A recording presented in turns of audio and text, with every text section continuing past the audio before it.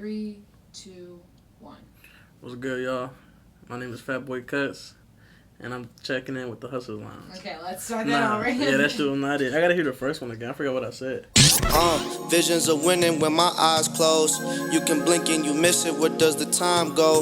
Setting goals, another day, another milestone. Sometimes you think you got diamonds. What's good, y'all? It's Fatboy Cuts, and I'm checking in with the Hustle Lounge. I'm from Brooklyn Park, Minnesota. In my city, it was cool. Growing up, it was cool. It was nothing crazy. Like, it wasn't really too dangerous, but there was some times where it was like some moments, you feel me, but nothing crazy. So it really started off my sophomore year of high school. My barber, Bryant, shout out Goodfellas. He used to always tell me, like, you should just try cutting hair. And at first, I didn't really want to get into it because it didn't really catch my attention like that. But one day, he gave me a bunch of free equipment, like clippers, trimmers, just like cool care, all that, like everything I needed to get started. And so I started right away and shit. I did like probably like 2 or 3 haircuts, and I ain't gonna lie, it was not it. That shit, it was hard. I gave up. I just didn't really want to stick with it. I didn't really want to try it, so I just gave up right away. And then fast forward, like I said, like 2 years to right before my senior year, I was like, I didn't know what I was doing for college. I knew I wasn't fucking with college. Like, college was not the answer for sure. I hated school. Hated everything about school. Learning everything about school. That shit was dead. So college wasn't the option. I didn't want to be no damn construction worker. I wasn't thinking about no trade school for real, for like electrician. That shit dead. So I was like, fuck it, I'm gonna just try cutting hair again. I started off by doing like lineups, like simple shit. Easy shit, just lineups. Really, that's it, just lineups. But then I started watching videos. I did my first haircut again on my boy Eric. So shout out Eric. You a real one. I did my first haircut on him again. I watched like a whole 360 Jeezy video while I was cutting him. So I was like watching the video, pause, do what the fuck the video did, then pause again throughout the whole haircut. And then that's when I just really took off with it. I just took it serious, stayed focused, and just started doing it. And ever since then, I just been cutting hair. It was hard because some people gonna be good right away. Some people not gonna be good right away. I mean, some people gonna be good, some people not. And for me, I was not good right away. I had to really fuck a couple people up. I ain't gonna lie. So it was just hard just keeping that drive for it, because I used to get like unmotivated. Like I used to see my haircut like, damn, I'm still weak as hell. So I used to always get discouraged sometimes. I used to compare my work to a lot of other barbers, you know? But I just used to always tell myself, like, they've been doing this shit for years. You only doing this shit for a couple months. So I had to stop doing that shit. But that shit was definitely hard to getting started at least. So I had to get the reps in. Once you get the reps in, you'll be smooth. It was low-key kind of hard getting people to like let me cut their hair, cause you know that shit it's gonna be hard to get. You know, motherfuckers not gonna just let you cut their hair. You feel me? Like that's a big ass risk. Like hair, that shit is like makeup for men. You feel me? Cause like that's our image. So a lot of people don't play about their hair for real. But luckily I had enough friends, homies that just didn't really give a fuck. They was just letting me practice on their shit. So I'm really thankful for their ass, because if it was never for them, who knows how long it would have took for me to get decent at cutting hair, because not a lot of motherfuckers give me the opportunity to let me cut their hair. So when I first started the whole little mullet thing, at first I didn't know what I wanted to do with my hair. I just knew I wanted something different. I used to have like longer curls on top, but eventually like the back, I don't know, I just was getting tired of getting back tapers. So I was like, fuck, I'm gonna just start getting like I used to get like a mohawk kinda. And then so yeah, I was getting a mohawk, and then little by little the back was just getting longer and longer. And then Brian, my barber, he was like, you should try to do a high taper, which was just like the size. But I think he just doing that just because, you know, he was feeling a little lazy. He wanted to do my shit quick, you know, so he probably just wanted to finesse my shit. It was cool though. So I started doing the high tapers, and then just the whole back just started getting longer. And I just stuck with it because it's different, you feel me? Like, who has a mullet, bro? Like, what? That shit was like 1990s? Fuck it, I brought it back. Fuck you talking about? Yeah, I did. I had a couple people actually. So shout out Sammy, He's the owner of the shop I work at. Bryant, he's the owner of the shop as well. Brian really put me on with cutting hair. He's the one that was my barber, so he was the one that like really pushed me on cutting hair. But I'll say those two for sure.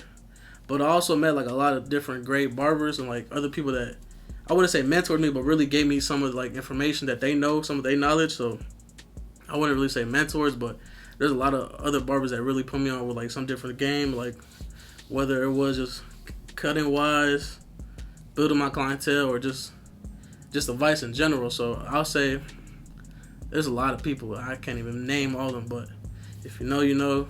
You know, if we ever had a conversation in the past, shout out to you.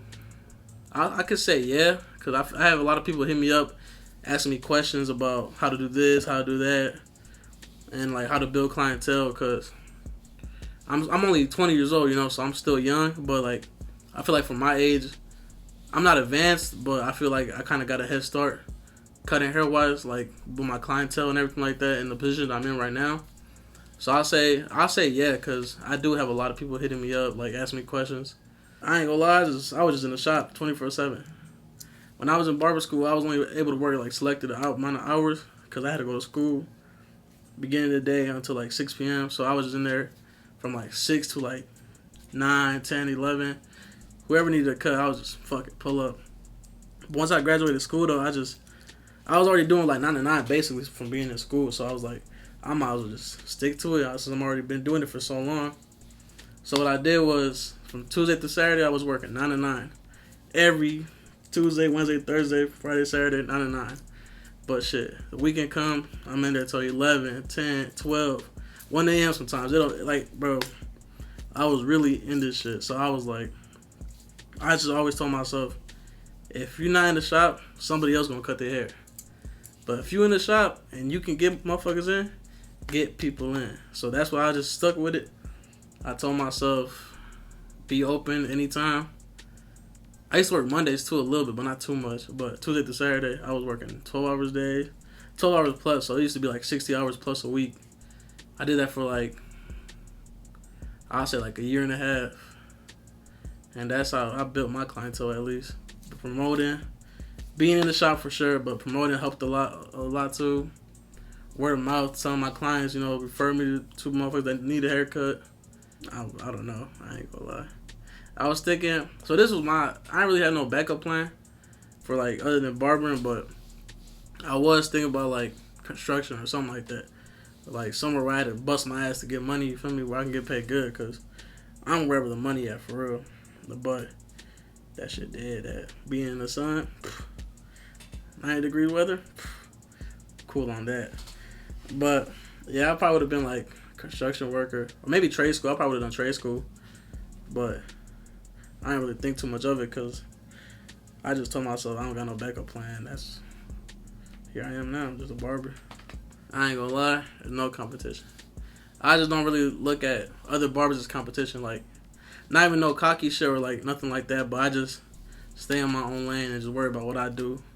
Everybody got their own clientele. Like, everybody cuts their like hair their own way. You know, everybody got their own stuff going on. So I wouldn't say there's really no competition. Like, I just stay focused on myself, the shop, my clientele only. Cause like, I'm not gonna look at somebody else and be like, oh, he's cutting better than me. I don't care. My clients fuck with me for me. You know, for how I cut, the conversations I give my clients, like all that shit. So I really feel there's no competition, at least in my opinion. Like, cause I don't look at nobody as competition. Point blank, period. I cut up Gable Stevenson. He won the Olympics. Yeah, he won the gold medal in the Olympics. He's like he's a big name in wrestling, like college wrestling. He's in the WWE right now, I believe so. I cut him up. I cut college athletes too. Dane. I cut a lot of college athletes, but Dane probably he's in Illinois right now. If I can cut anybody, I'll probably cut either Lil Papa. That's my favorite rapper. He's from Florida. Either him or I want to say if I was able to, I want to like line up Nipsey. Cause I don't think he was getting no regular hair. He's probably just getting just a little line up. Rest in peace, Nip. But yeah, either Nipsey or Lil Papa. I don't. It's sad to say, but I kind of don't. That's what I'm struggling with right now. It's cause I work a lot, 12 hours a day. That's 9 to 9. Like I don't really get to do too much, but that's why I always try to make sure on my days off I spend time with like my family. Like every Sunday, I'm always going out to eat with them. That's like really huge. That's why I don't work Sundays for sure, cause that's family day. Even if this is 1 or 2 hours, I always try my best just stay with them for like at least an hour, and then do whatever they want to do or whatever. But I try to go out with my friends a lot more, like go out to eat, go to their crib, or just chill, just kick it. So I'm trying to find that balance in between, try to juggle work and, you know, my social life and shit. But right now, I just been working, really.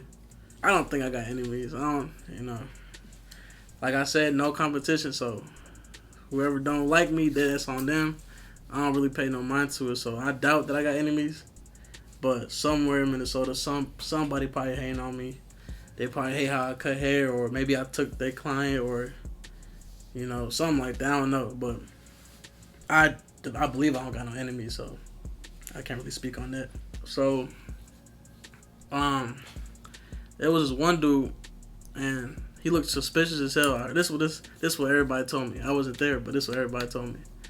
So, boom, dude walks in.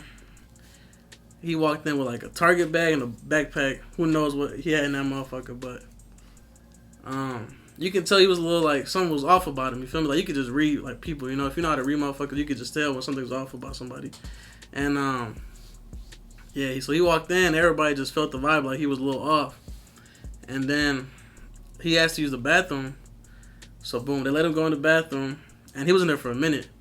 They say he was probably in there for like 10, 15 minutes. You know, that's kind of like, fuck you in the bathroom for so long for. But so eventually somebody was knocking on the door like, you gotta come out. You in there for too long, motherfuckers gotta use the bathroom. He come out, but when he came out, he had like blood coming from like his arm, like. So I don't know if he, you know, was in that, you know, shooting, or I don't know what he was doing, but that's probably like the craziest shit I heard that I experienced. That I was working there. I wasn't there, but that's what I heard. You feel me? But I deal with a lot of crackheads. Though. Like a lot of crackheads be coming in the shop, like a lot of crackheads, boosters. Shout out them boosters though. I ain't gonna lie, be getting free detergent, not free, but you know, this kind of detergent that should be smooth. Fresheners, half off, all that. But yeah. It don't really be too crazy. Just some weirdos sometimes. Crackheads, boosters, a couple homeless people, but nothing too crazy. Nothing that I can't handle, you know.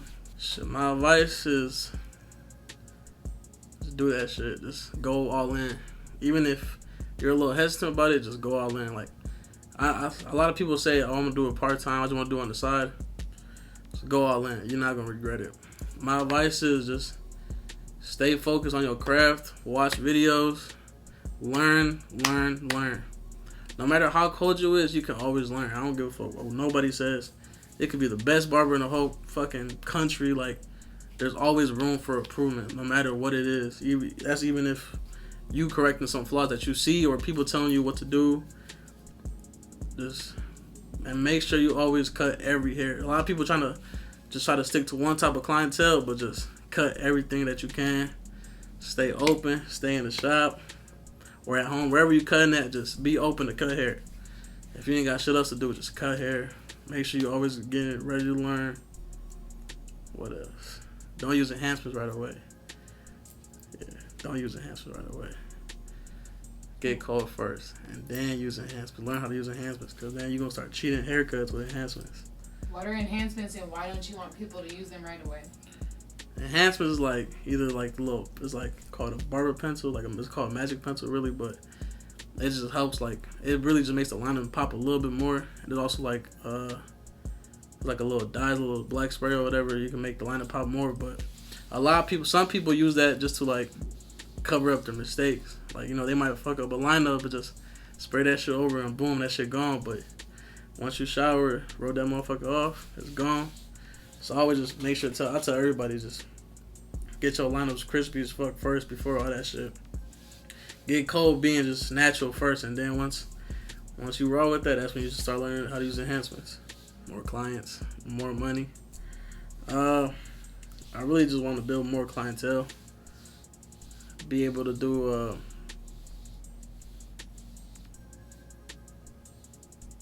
that's a good ass question.